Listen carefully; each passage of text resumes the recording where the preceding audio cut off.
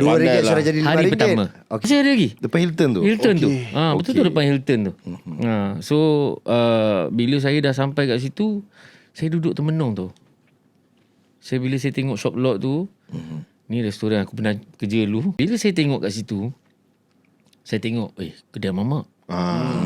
Kenyang ni. Modal tak besar. Lu tercanai dengan teh tarik pun RM1 je. Jadi. Kan? Kedai mamak. Kalau aku makan, tinggal RM1. Macam mana nak beranak duit ni? Aku kalau ikut perut ni, habis duit ni.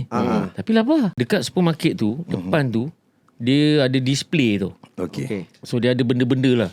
Saya tengok display tu kan, nampak Allah gerakkan hati kita. Tak ada benda kebetulan kan. Saya ternampak sesuatu. Apa tu? Saya terus masuk. RM2 tu saya korbankan.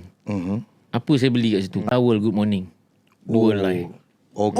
Besar mana? Ni faham. Macam biasa standardnya towel Good Morning. 2 line.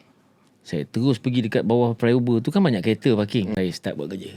Lap kita. Saya cuci je semua kereta yang ada kat situ. Ada seorang kakak, terima kasih dia. Akak memang nak pergi car wash ni. Car wash tahulah, RM4. Kilat kereta akak ni. Dia bagi RM5. RM2 sudah jadi RM5. Hari pertama. Okey. Dan di situ berterusan setiap hari.